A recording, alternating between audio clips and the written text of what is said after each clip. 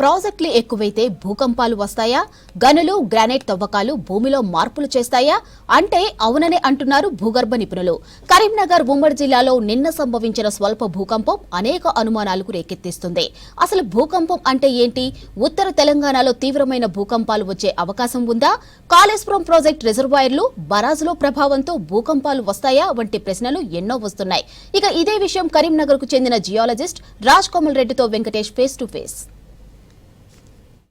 ఉత్తర తెలంగాణ జిల్లాల్లో నిన్న ఒక్కసారిగా భూమి కంపించింది. సాయంత్రం 6:50, 6:48 మధ్యలో ఉన్నట్టుండి 2 సార్లు స్వల్ప ప్రకంపనలు వచ్చాయి. అయితే ఇది భూకంప కేంద్రము కొమరంభీం జిల్లాలో ఉన్నట్టుగా కూడా అధికారులు గుర్తించారు. 3.8 రిక్టర్ స్కేల్ మీద దీని రీడింగ్ నమోదైంది. అసలు తెలంగాణ ప్రాంతంలో భూకంపాలు రావు అనే ఒక ప్రచారం చాలా రోజులుగా ఉంది. కానీ నిన్న వచ్చిన భూ ప్రకంపనలు చాలా మందిని భయకంపితులు చేశాయి. ఇంతకు తెలంగాణలో భూకంపం వచ్చే అవకాశం ఎంత ఉంది, నిపుణులు ఏమంటున్నారు తెలుసుకునేందుకు మనకు జియాలజిస్ట్ రాజ్ కోమల్ రెడ్డి మనతో పాటున్నారు.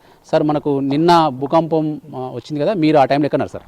సార్, నేను నిన్న అంటే భూమి లోపల నేను యాక్చువల్గా జియాలజిస్ట్గా చేస్తూ ఉంటాను. వేములవాడ మండల్లో భూమిలో నీళ్ళు ఎక్కడ పడతాయి చూస్తూ ఉంటే ఆ టైంలో నా వెంబడి అంటే ఒక 7-8 మంది ఫార్మర్స్ ఉంటారు. సార్, భూమి కదిలింది అని చెప్పి వణికిండ్లు వాళ్ళు. ఎందుకు అంటే ఏదో మన గడ్డి అలాంటివి ఉంటాయి కదా, ఏమన్నా కదలిక కావచ్చు అనుకున్నాం. మళ్ళీ కొద్ది సెకండ్లు అయ్యాక మళ్ళీ కదిలింది. నేను అప్పుడు డాటా తీసుకుంటా ఉన్నా, జియాలజికల్ డాటా.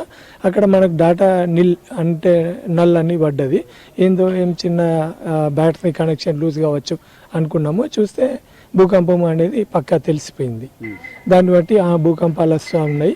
మన తెలంగాణ, నాకు తెలిసి యాజ్ ఏ జియాలజిస్ట్గా నాకు తెలిసి తెలంగాణలో భూకంపాలు వచ్చే అవకాశం చాలా తక్కువ. అయితే సాధారణంగా భూకంపం అంటే నిర్వచనం ఏంటి సార్? భూమి లోపల ఏం జరుగుతుంది భూకంపం వచ్చినప్పుడు? సార్, భూకంపము అంటే భూమి లోపల కదలికలు వస్తూ ఉంటాయి. ఆ కదలికలు రిక్టర్ స్కేల్ పైన 7 పైన ఉంటే చాలా ఆస్తి నష్టం కానీ, బిల్డింగ్స్ కూలిపోవడం కానీ, మనుషులు చనిపోవడం కానీ జరుగుతూ ఉంటుంది. 5, 4, 3 ఉంటే పెద్ద నష్టం అయితే ఏం లేదు. భూమి లోపల కదలికలు మాత్రమే అవి. మీరు చెప్పిన దాని ప్రకారం తెలంగాణకు భూకంప అవకాశాలు చాలా తక్కువ ఉన్నాయి అంటున్నారు కదా, మరి ఇప్పుడు నిన్నటి కదలికకు ఏమైనా ప్రత్యేకమైన కారణం ఉందా? ఏమనుకుంటున్నారు మీరు యాజ్ ఏ జియాలజిస్ట్గా? సార్, నిన్నటి కదలికలకు ఏంది అంటే ఇండియన్ ప్లేటు యురేషియా ప్లేట్ వైపు అంటే చైనా వైపు కదులుతూ ఉన్నది. ఈ చైనా వైపు ఉండే ప్లేటు ఇండియన్ ప్లేటు తగలడం వల్ల, గుద్దుకోవడం వల్ల ఇట్లా హిమాలయాలు పైకి లేస్తూ ఉన్నాయి. దానికి ఎగ్జాంపుల్, హిమాలయాలు సంవత్సరానికి 2 సెంటీమీటర్స్ హైట్ ఎక్కువ అవుతూ ఉంటాయి. ఇంకొక ఎగ్జాంపుల్ ఏంది అంటే ఇండియాకు శ్రీలంకకు మధ్య ఉండే పాక్ జలసంధి డిస్టెన్స్ కూడా ఎక్కువ అవుతూ ఉన్నది. దానివల్ల స్పష్టంగా ఇండియన్ ప్లేట్ కదులుతూ ఉన్నది అని తెలుస్తూ ఉన్నది. కానీ ఇండియన్ ప్లేట్ మధ్యలో తెలంగాణ ఉండడం వల్ల భూకంపాలు మనకు వచ్చే అవకాశం తక్కువే. కానీ చైనా వైపు ఉండే ప్లేట్లో వాళ్ళు అధికంగా పెద్ద డ్యాములు 130 టీఎంసీల డ్యాములు కట్టడం వల్ల ఈ ఒత్తిడై ఇండియన్ ప్లేటు అది కలిసి గుద్దుకోవడం వల్ల ఈ భూభాగంలో కూడా కదలికలు వస్తూ ఉన్నాయి. అది మధ్యలో ఉన్న మనకు కూడా కొద్దిగా షేకింగ్ వస్తూ ఉన్నది. మళ్ళీ ఇంకొక ఎగ్జాంపుల్ ఏంది అంటే అధిక సాగు చేయడం కోసం, విస్తీర్ణం కోసం, జనాభాకు అనుకూలంగా గవర్నమెంట్ ఏ గవర్నమెంట్ అయినా పబ్లిక్ కోసం పనిచేయాల్సిందే, సాగు విస్తీర్ణం పెంచాల్సిందే. పెంచడం కోసం డ్యామ్ వెనుక డ్యామ్ కట్టడం వల్ల అంటే మనకున్న ఎల్ఎండి డ్యామ్కి ఎంఎండి మిడ్ మోడరేట్ డ్యామ్కి మధ్య డిస్టెన్సు చాలా తక్కువగా ఉన్నది. ఫుల్ కెపాసిటీ నిండినప్పుడు, గేట్లు తీసినప్పుడు ఈ డ్యామ్ నీళ్ళు ఆ డ్యామ్ నీళ్ళు జస్ట్ కిలోమీటర్ల డిస్టెన్స్ లోపలనే అధిక నీళ్ళను నిల్వ చేయడం వల్ల కూడా భూమి పైన ఒత్తిడి పడి భూకంపాలు వచ్చే అవకాశం ఉన్నది. ఎల్లంపల్లి డ్యామ్ ఉంది ఎగ్జాంపుల్, అప్పట్ మానేట్ డ్యామ్ ఉన్నది, ఇంకా పంప్ హౌజులు లాంటివి ఉన్నాయి. వీటికి తోడు మీటర్ల కింద, కిలోమీటర్ల కొద్దీ మనం టన్నెల్స్ తీసి ఉన్నాం.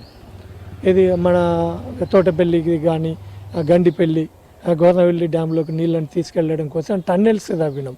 ఆ టన్నెల్స్, డ్యామ్లు భూకంపాలు పెద్ద ఎత్తున రావడానికి కూడా మెయిన్ కాజ్. అంటే దీనికి సైంటిఫిక్గా ఏమైనా ప్రూఫ్ ఉందా సార్? మీరు ఎందుకంటే ఇవన్నీ తవ్వేటప్పుడు అధికారులు కానీ ప్రభుత్వం కూడా ఆలోచిస్తుంది కదా. ఖచ్చితంగా ఏ టెక్స్ట్ బుక్ తీసుకున్నా, ఎవిడెన్సెస్ ఏవి తీసుకున్నా కానీ అకార్డింగ్ టు జియాలజీ టన్నెల్స్ కానీ డ్యామ్స్ కానీ ఉంటే భూకంపాలు వచ్చే అవకాశం ఎక్కువగా ఉన్నదని ప్రతి బుక్లో ఉంటుంది. ముఖ్యంగా మన కరీంనగర్ ఉమ్మడి జిల్లా కనుక తీసుకుంటే ఇక్కడ గ్రానైట్ మైనింగ్ జరుగుతూ ఉంది. అటు సింగరేణి ఓపెన్ కాస్ట్లో ఉన్నాయి, తర్వాత భూగర్భ గనులు ఉన్నాయి. వీటి ప్రభావం, ఇసుక క్వారీస్ కూడా తవ్వుతూ ఉన్నారు, ఇసుక కూడా తోడుతూ ఉన్నారు. వీటి ప్రభావం ఏమన్నా భూకంపాలు వచ్చడానికి దారితీసే ప్రమాదం ఉందా? ఖచ్చితంగా ఉంటుంది సార్.